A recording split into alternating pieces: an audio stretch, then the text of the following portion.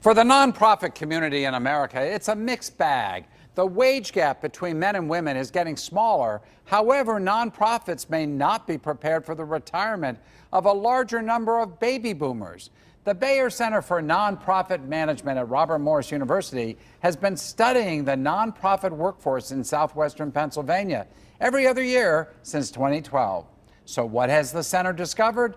Dr. Carrie Tancrader is Associate Director of Robert Morris Bayer Center for Nonprofit Management. She joins me now to share her thoughts on the special challenges that nonprofit organizations often face. Carrie, welcome to the show. It's great to have you here. Thank you for having me. So, obviously, baby boomers are retiring. More than 10,000 a day are retiring. Is this having an impact on nonprofits? What's the data showing? Yeah, absolutely. So many of these nonprofit organizations were founded by baby boomers. And what we're seeing in the data is that there is a huge percentage of these individuals that are retiring, and their organizations are not prepared for those transitions. So in our most recent 2019 wage and benefit study, we found that about 50% of nonprofit executives are 56 and over. So they're sort of in the striking distance of retirement. And yet only 24% of organizations are actually transition planning. So there's a real gap between what is actually going to happen with these individuals and the preparations that they're making. And your study focuses on southwestern Pennsylvania? Correct. So you're really talking uniquely about the Pittsburgh area. Yes. Do you know from other data, are we different from other parts of the country? Are we less prepared, perhaps, than those in other cities? Do you have any indication of that? Yeah, we have done a lot of studying this issue, and I don't think that southwestern Pennsylvania is any different than the rest of the country. We do have a lot of nonprofit organizations here, so Yes, I think that we're feeling it in a different way than maybe some other areas where there are fewer nonprofit organizations. So let me ask what might be the positive out of this, and that is as older white males retire, are we being replaced by younger women who are being paid the same or comparable to what they might get at their stage of career development? Right. What are you finding here in Pittsburgh? Yeah, well, so one of the things we are looking at how organizations are attracting and retaining talent. That's one of the things that the issues that we look at in this wage and benefit study. What we have been documenting the wage gap since the year 2002, and what we have seen is that the wage gap is closing. That female executives are beginning to achieve closer to pay parity with their male counterparts. So, but it still is, if I'm reading your data correctly, it's still 82 cents for the dollar that the male is getting. Right. So in 2006, we reported 63 cents on the dollar. Women were earning 63 cents. Now we're at 82, and so we've made progress. But we still have a ways to go before we achieve pay parity. Now, are you analyzing the nonprofit community or all communities? This is executive directors of nonprofit organizations. So again, it's nonprofits.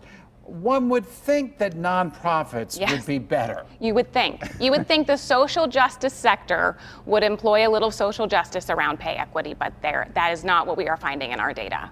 Huh. Yes. I mean, that is really surprising to me.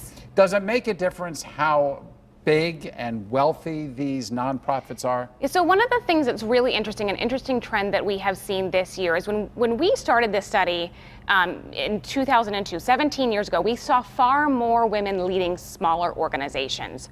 For the first time in 17 years, when we look at the largest organizations, so organizations with budgets over $15 million, we have more women leading those organizations than men. Wow, here in the Pittsburgh area. In the southwestern region. This is what we are finding. Well, let's repeat that again. In southwestern Pennsylvania, among the largest organizations, nonprofits, more are led by women than by men. Yes, 59% of them are led by women.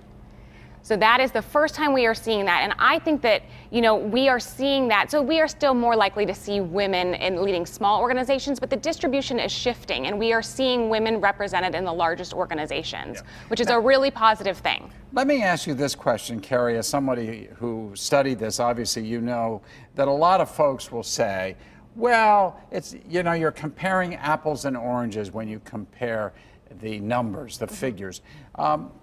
Are you? I mean, how do you measure the pay for a woman and a pay for a man when there may be different years of experience?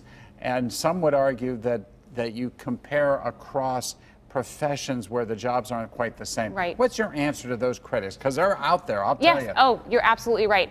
And we did a project called the 74% Project, where we really studied this issue in depth, and we looked at 990 data, which you have to disclose compensation of your executive, and we controlled for all of those variables, and we still found a statistically significant wage gap.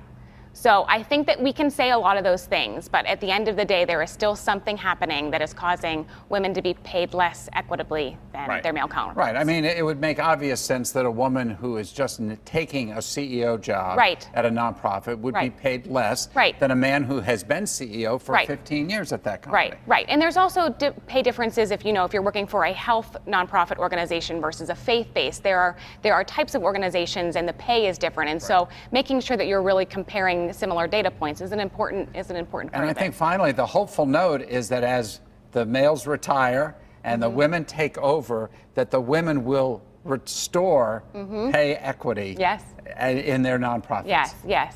Have we seen that? Well, we're hoping. I mean, I think that we've seen that when we look at the for-profit sector, when we look on a national level, that tends to be true, that more women in positions of leadership, there tends to be greater equity throughout the organization. So that we're hoping that this sort of data is a move in that direction. Right. Well, as you say, both good news, bad news, but I like the good news. I think the good news is in the right direction. Dr. Carrie Tancrader, thank you very much for being part of the program today. We really appreciate it. We'll be back with more of the Sunday Business Page in just a few moments. Stick with us.